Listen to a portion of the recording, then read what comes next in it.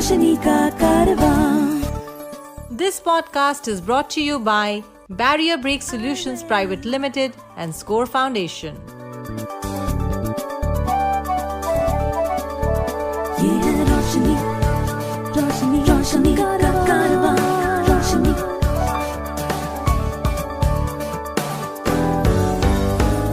Highway, ये है रोशनी का कारवां। Hi, my name is George Abraham and welcome to iWay Conversations. My guest today is Anand Kulkarni, a young filmmaker from Mumbai. So Anand, you've made several films. Tell us something about the films that you've made that you are really proud of. The films that I make, sir, would qualify as commercial films, not so much as feature films or the kind Bollywood is associated with. Well, some of my really, really good films that I'm proud of are the independent films that I've made with Nasiruddin Shah over something called as Indoor Air Pollution. The film essentially talks about how various things inside the house are detrimental to your health. What I'm really proud about is not that this film won national and international awards, but this was used for lobbying to release the draft guidelines towards indoor air quality in this country. And I think that's a deep honor. The second interesting film is also an independent film on the Dadar Parsi colony and how the largest Zoroastrian enclave came to be in India and at Dadar, and how it was all achieved by an Indian man who convinced the British government to give them land and build the colonies for them, So it was really interesting. Apart from that, sir, what my memory takes me to is the very, very first commercial film that I did for Axis Bank. It involved children, it involved animals. And as filmmakers, we usually stay away from these because they're really hard to get performances out of. And that very first film that I did was selected for something called as the Abbeys, which is, let's say, the Filmfare for Advertising Awards. I'm also proud of many other works, particularly the stuff that we've done with Mahindra Tractors. We've done a show with them. It's called Sow the Future, SOW. And it's gathered over 22 awards. We've worked with farmers across Maharashtra and sometimes even in Punjab and Tamil Nadu. And it's essentially getting a television celebrity. We worked with Mohan Kapoor to go to different farms and discover the best practices in farming. And it was really something touching. It was an experience that touched me beyond just the routine of making films and just getting okay, this is a nice one and hey, it's appreciated, but just that interaction and just the whole process of doing that was very, very interesting. And a last but not the least film that comes to my head is something that we did for Shapurji Palanji to inspire compliance or say acceptance of safety standards in the workers. We were challenged to do something more than a corporate film or a brand film or a typical thing that goes around. So we literally for 3.5 months roamed around construction sites from nuclear power plants under construction to about commercial spaces and buildings, stayed in the labor camp with the laborers and made like a fictional, almost like a short film with a Bhojpuri touch to it. I collaborated with people from Yashraj on this. And it turned out to be one of the most challenging things I've ever done because there are no lifts. There's a lot of cement in the food, cement in the nostrils, cement in the camera, and cement everywhere else. And we essentially crashed for 36 hours after we wrapped up on that shoot. But it was very, very interesting. And coincidentally, it also got some awards recently. Okay, so you've been making films for a while now, it appears, and it'll be interesting to know how did you actually get your first assignment? So what happens, sir? I did a course called Bachelor's in Mass Media from KC College in Mumbai. Yeah. That's the only college who accepted me for a visual course. And as a part of that program, we had to do practical projects. So 36 subjects, 36 practical projects. Most of them were making films. So I realized early on that I love films. And in our college, internships were mandatory. And I was always wanting to do something on my own. So rather than work at a company, I picked up the camera. I went to many people, knocked on their doors and said, I want to do films. I want to make films. So I made family films for people talking about their families. Looking at this, someone caught, some film got their attention or something. And they called me for a film to do for ILMFS. It literally was it literally came knocking on my door because I had no idea of how all this works. So that's the story of my first film, so to say. And it was a film that we made for the Board of Island Affairs, and it showcased something like rehabilitation and project affected people and how they are being looked after by INFS. So what happens? Meaning you did these assignments. How did the ILFS people get to see it? Where did you post it? Was it on YouTube or something? Or Yeah, absolutely. On YouTube, on WhatsApp, I shared it with my families and friends, and you know, just everywhere I could post the typical things we do to get attention to our films. Although we know that they're not very well made, but still. In fact, my degree project was on the prisons of the country. It's called Branded Evil. It cannot be released into the public domain because we went inside the Tihar jail and inside the Andhra Pradesh jail and everything. But the trailer's out, and I think that may have got their attention. And I never actually asked them which one of them convinced the ILFS guys that I could make a film for them. now you did mention that you did your course in films from KC College, and you also said that they were the only institute that actually were willing to accept you. Can you talk us through some of the experiences that you had in trying to actually get into a course? To be very honest, sir, the BMM was something that happened as a last minute in my head. In fact, it was my elder brother who suffers with a similar eyesight disorder who looked at what I wanted to do, and I had no idea. And he said, "Hey, the things that you're describing, all this copywriting and writing radio jingles and all, it's covered under a course called Bachelor's in Mass Media." So I went and applied at top colleges in Mumbai. These will be the colleges that come to your head, the first thing when you think of Mumbai. Yeah.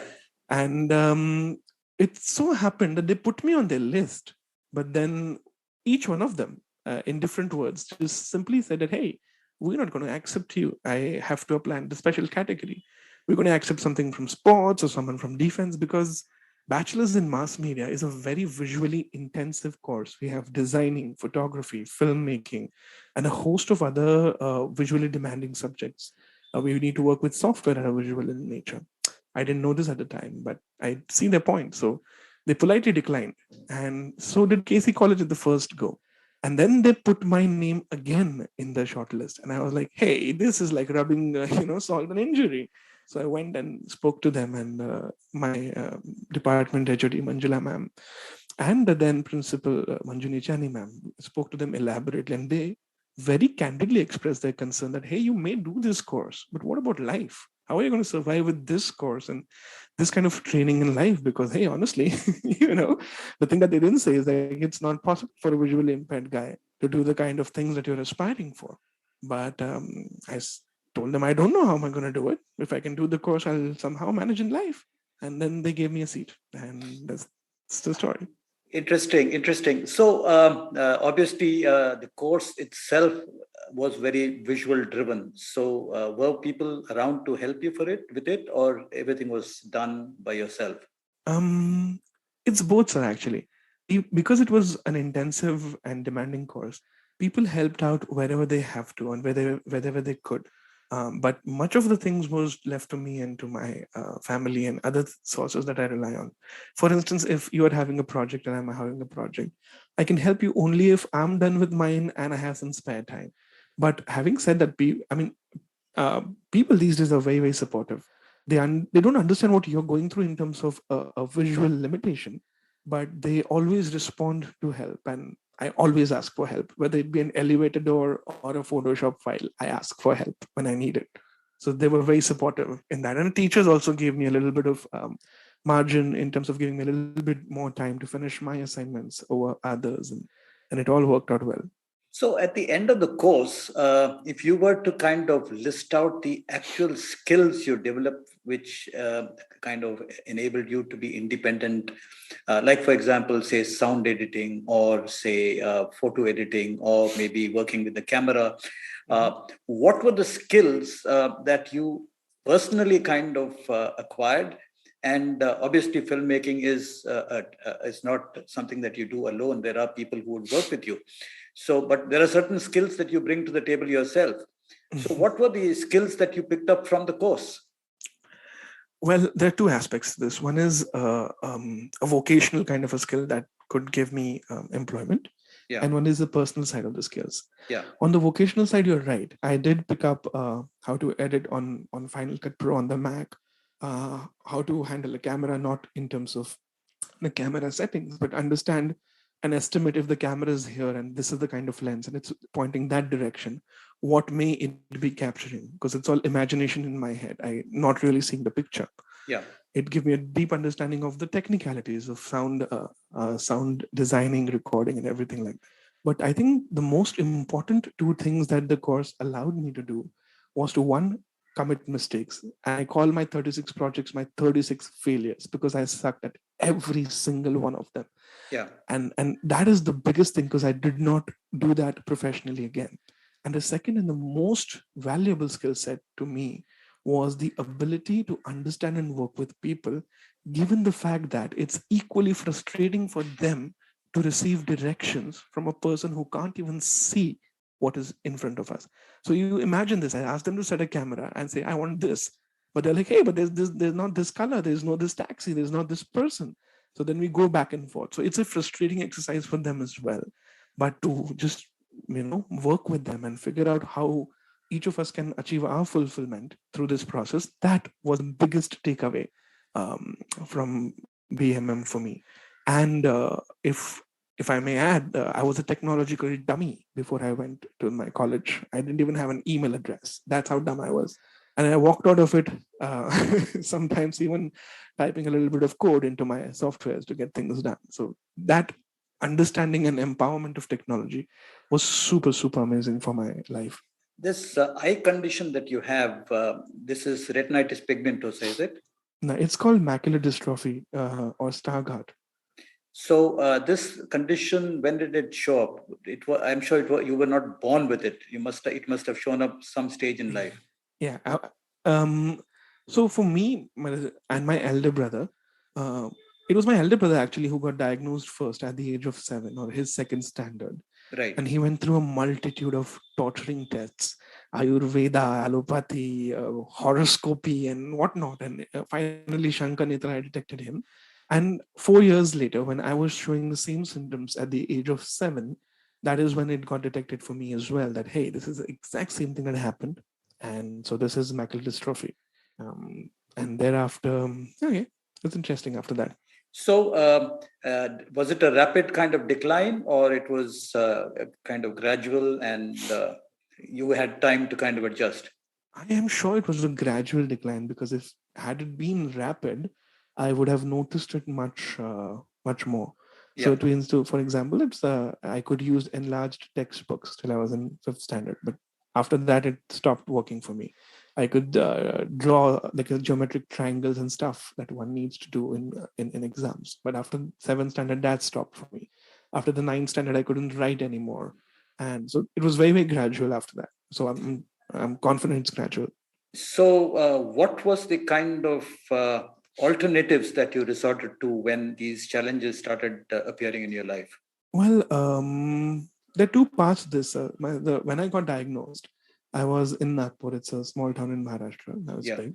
And there we didn't have much facility. In fact, the schools and probably society at large often thought that me and my brother were acting because, hey, blind kids without canes, that's impossible. So there we didn't have any other alternative but enlarging textbooks. As we moved to Mumbai in 2000, a lot more was happening. We were introduced to computers and scanning, and OCR was in their recent stages. So I think pretty much after the 10th standard, I started scanning and reading everything to my computer. Software like Read Please and JAWS were very popular. And of course, every visually impaired person knows that all of this is only happening because your parents stand by you, because they are your default fallback options when textbooks have something that is to be illustrated, or stuff like computers don't work sometimes. So they've always been there. So I was reading somewhere that your dad was working with the government and he made changes to his career and his life. Tell us a little bit about that. Right. So I was in 4th standard, sorry, and my brother was 8th, very much near to his 10th standard, which is a milestone. And in Nagpur, we realized that it's not just there's no way out. The schools are not going to understand. We don't have the infrastructure here. So my dad is a super scholar, right? He's got, I think, PhDs in law and MTech and a couple of other degrees just lying around the house. And he's a scientist by his inclination. Yeah. So he was working with the NEERI in Nagpur, that's the National Environmental Engineering Research Institute, Yeah. as a head of division. And in a couple of years, he might have even made the youngest director of NEERI. Yeah. But seeing that his kids will never have a future in Nagpur, he actually, oops, here come tears. He actually quit his job. He changed entirely his career path. He moved to Bombay for us. And in Right. Bombay, he was a lecturer, then a consultant. Then he joined cementation companies as CSR consultants. Fortunately, today he's doing really well because of the person he is. But he literally sacrificed his entire life for us. And so did my mother, because she was working before my brother was born and diagnosed. And after that, she gave up her career because, hey, it's not possible to raise kids, particularly with impairments, if both the parents are working. So she gave up entirely her career, never looked at a job again. Right. And now the interesting question that comes to my mind is how on earth did you think of actually taking up films as a career? So that's the thing about love. It's so blind you can't even see what's not possible. In fact, it was the first film that I made was in the Mumbai Panwalas in my first year of college. Yeah. And I knew right then and there that I am in love with the entire process of filmmaking. It is magical in the sense that you're creating something out of nothing. And the way the cameras go set up and say action, and then you cut something, and the way it looks, when it comes together, it's a world of its own. That was beautiful. And also it's very challenging. And I love that. It's physically challenging, it's mentally challenging. And I think it was the only thing that I allowed me to use my imagination, because I couldn't see 99% of the things. So I had to imagine everything. And that was exciting. I can't pinpoint, but I just fell in love with filmmaking. I was petrified. So I mean, it's like falling in love with a woman you can't be with, like, oh, freak, I can't be with this person. She's too good. And so I talked to a lot of people, the guest faculties that came into the college, who were already assistant directors with leading production houses or something or whatnot. Bhavan Irani sir's son, Kayo, is a dear, dear friend, and he's been a guide to me. And there was another person called Arun who had come in, and I just called him and I was crying on the phone, like, I can't handle it because I'm in love with filmmaking. It's clear, but I don't know if I'll ever be able to make a film. And he simply said to me the following lines. He said, I have DOPs that wear specs that look like magnifying glasses. And hey, nobody knows that you can't make a film. I have my hands and my eyes and nose intact, and even I don't know if I can make a film. So you'll never have that answer unless you try. And so I tried. Yeah. So now you yourself said that 99% of this stuff that that is seen in the camera, you don't see. Right. So what is a blind man actually doing in the film industry?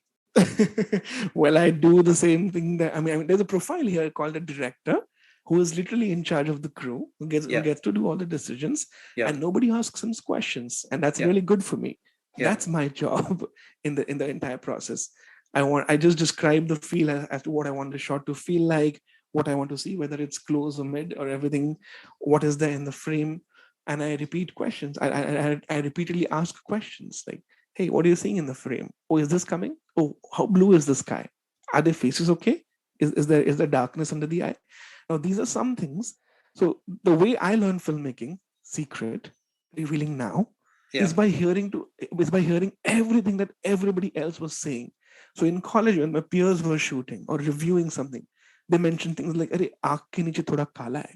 That is there's a shadow under the eye. And then I figured, okay, so if you're sighted, you don't want shadows under the eye because that looks ugly. If you're sighted, you don't want this to look this way. So a lot of conversations that I put together, and I figured out what is to be done in the frame. So a lot of your visual understanding of how the world is gained by your acute sense of hearing and your passion for listening to every word people speak, right? And shameless eavesdropping, yes. Okay. Now I remember when a few years ago when we met, you talked about a company that you have set up to actually under the banner of which you make your films.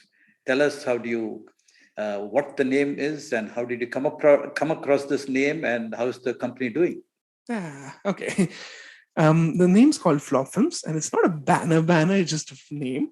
Flop Films because two couple of things, right? I was very keen on doing commercial films. They were fast, they paid, yeah, most of them paid, and it was fun to do as against the long-term commitment that a Bollywood or a feature film requires. And flop films because nobody watches them, nobody cares after they're done, they're shelved immediately. And I saw everybody else taking their job way too seriously. So in the film world, we have this air that we are the weird ones, we are the cool ones, we are better than humanity will be. And I just wanted to put a pin in that thing, so I called it flop films. We've done well. To my understanding, I'm the first filmmaker ever in my entire family, extended family. So with that, and with my brother being a CA and MBA from Stanford, my father being a PhD, and somehow praying to God that I would get to my senses, I think I've done well in the films in the company that I've set up. Initially, it was just the typical social media stuff that was coming up. You shoot customer stories, testimonials, little things here and there. Do a bunch of animation videos for did a bunch of animation videos for Colors and Star Plus, and just the regular bunch of work that comes your way. And I just said yes to everything because I was thrilled, right? I was thrilled to do what I was doing. I brutally ignored all the finances. I'm like, I don't care about it right now. I'll look at it later. And it grew and grew and grew. And my the pinnacle of that journey was back in 2018 when I got to do a project for Fox, the television, and it was an international project, and I was supposed to line produce it. Now, line produce means you organize everything for the foreign crew, from background artists to sets and everything, and they just come here with their creative crew, which is usually a director, a DOP or a cinematographer, a production person, and the actors, and you shoot. And I did that twice. Once was for a remake of the show called Better Late Than Never. It's an American show that they were making in Turkey. And then more seriously or more larger in scope was my work for this show called Nerdisin Biradar, or which means where are you, for my brother, sorry. Yeah. Where I got to work with a crew of 500 people. It was 9 locations, 3 days. We were running around. I had police protection, and it was a fancy sight. I felt like a kid again inside myself. Like, oh my God, these 8 cars are ours. That's so cool looking, like going at them, look, all of them, how they went in one line in the road and stuff. It's crazy. So doing well so far, I would say. And then when the British broadcaster simply discovered us again, I'm like, wow, I don't do any email marketing. I don't do any nonsense. And here they are. They just called us up. They're like, hey, we have a project. You look good. Would you like to attempt it? I'm like, why not? So attempt means in our industry, so we need to produce a treatment note, as in an imagination of how you would execute, which is my forte. I imagine everything. And I told them how exactly I would treat the project. And that's where we are right now as a company. It's evident that you are enjoying your profession and you've done reasonably well so far.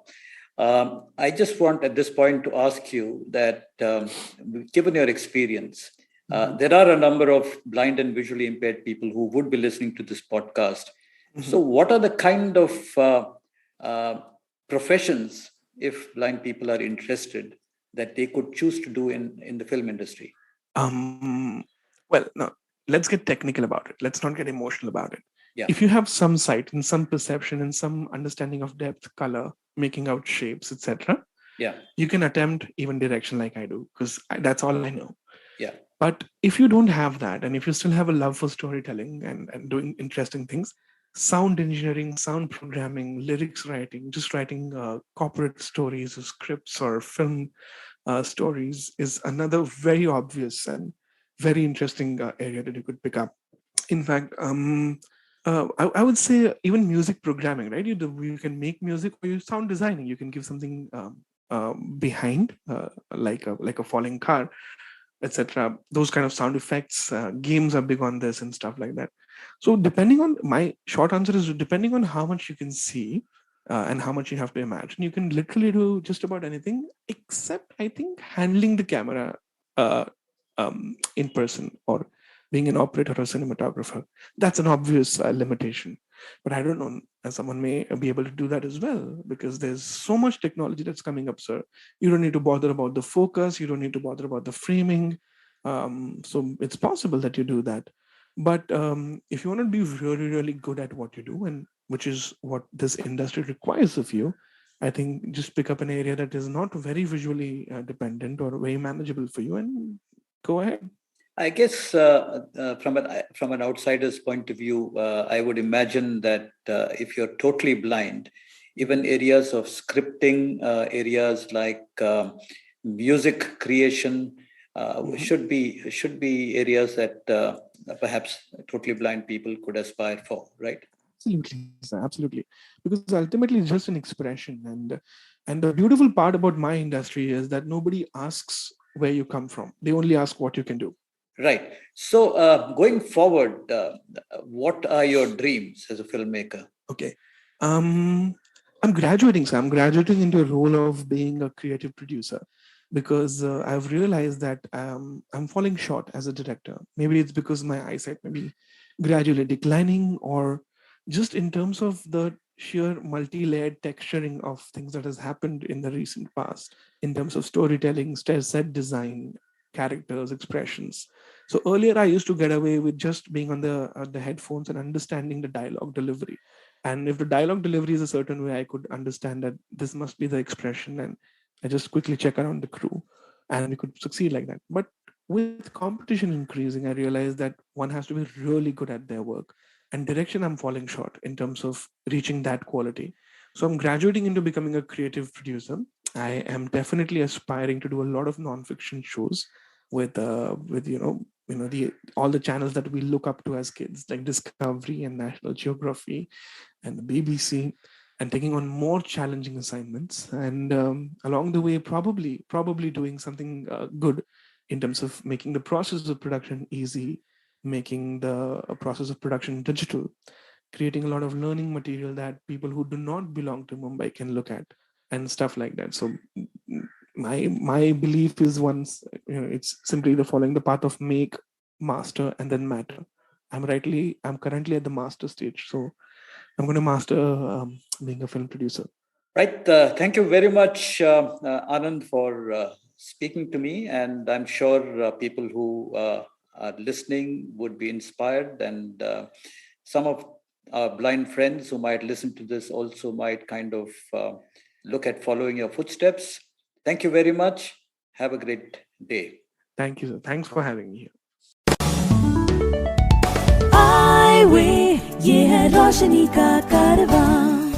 This podcast was brought to you by Barrier Break Solutions Private Limited and Score Foundation.